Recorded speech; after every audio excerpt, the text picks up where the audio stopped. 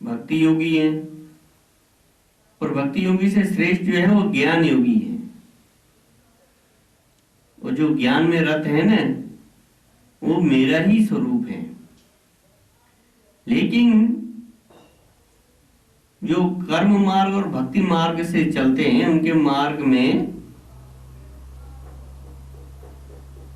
सरलता है, लेकिन ज्ञान मार्ग में सबसे बड़ी बाधा जो है वो देहाभास की है।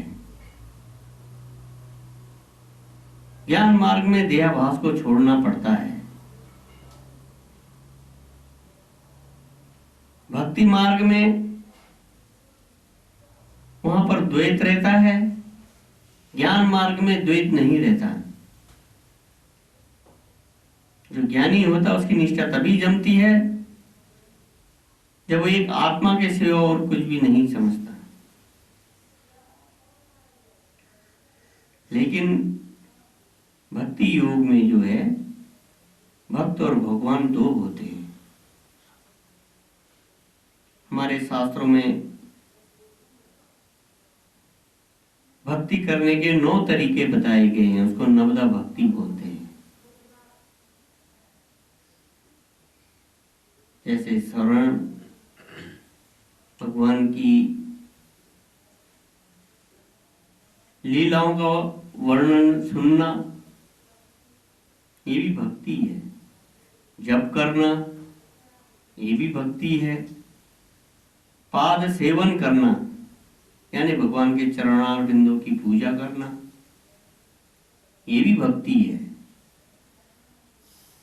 साख्य भाव रखना कि भगवान मेरे सखा हैं, मैं भगवान का सखा हूं। दास्य भाव, भगवान मेरे स्वामी हैं, मैं उनका दास हूं।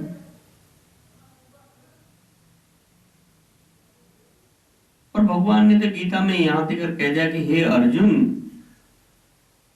जो मेरा भक्त मेरे को केवल पुष्प चढ़ा दे,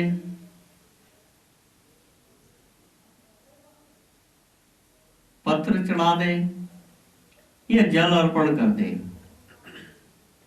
तो भी मैं प्रसन्न हो जाता हूं। इसीलिए आप सवेरे उठ करके सूर्य भगवान को जल चढ़ाते हैं ना। सज्जनों, एक बात याद रखना, आपने देवता देखे हो या ना देखे हो, लेकिन सूर्य देवता को आप प्रत्यक्ष रोज देखते हैं।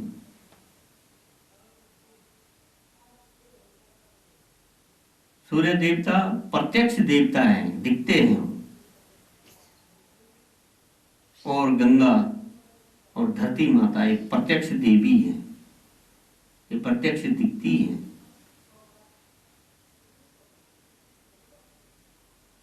तो इस तरह से भक्ति मार्ग में सरलता है, लेकिन भक्ति कैसी होनी चाहिए? ज्ञान में और भक्ति में यही तो अंतर है।